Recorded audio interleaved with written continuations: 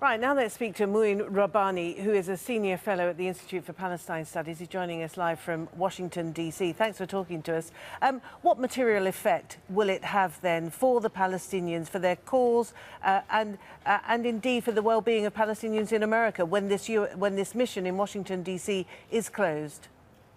Well, I think there's two issues to look at here. The first is that this is part of a broader American assault on the International Criminal Court. It's also threatening to prosecute and sanction any ICC judge or prosecutor who was involved, for example, in reviewing. Absolutely. Mouin, can we get to that in a little while? First of all, I just wanted you to assess for us exactly what kind of impact the closure of its Washington, D.C. office will have, as I say, on the politics and the diplomacy for the Palestinians, as well as for the consular affairs involving Palestinians living in the States. Well, as far as consular affairs are concerned, those will obviously cease. So, for example, Palestinian Authority subjects that live in the U.S. will no longer be able to renew their passports in the U.S. and may have to go to Canada or elsewhere to do so.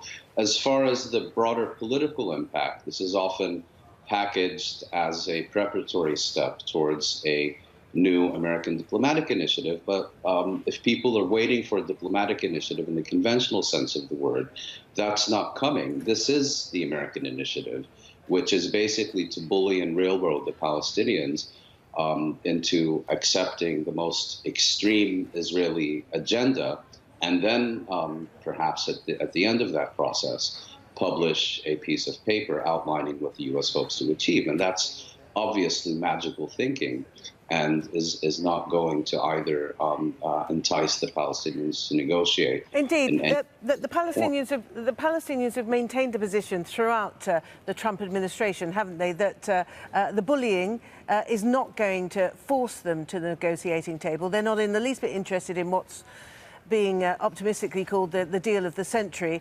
But it is, this policy of maximum pressure by the United States is incurring a great deal of hardship and suffering on an already suffering people, the Palestinians both in the West Bank and in Gaza.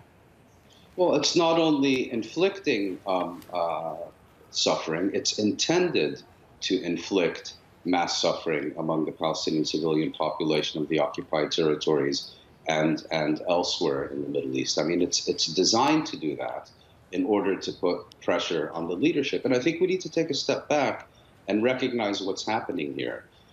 In this instance, one country is effectively severing diplomatic relations with a second entity on the grounds that it is seeking accountability under international law for war crimes committed against its people under military occupation. That is essentially the U.S. position, that the Palestinians have to pay a price for pursuing accountability for Israel in the International Criminal Court. And Mouin, can I, we're running out of time, but can I quickly ask you also about the issue of the ICC? Of course, the Americans have not signed up or not ratified the Statute of Rome, nor have the Israelis. So does it actually matter? The ICC, how likely are they to undertake a full investigation of Israeli practices in Palestinian territories? That investigation may yet materialize. I think the American position is that it should be the International Criminal Court for Africa, and for Africa alone.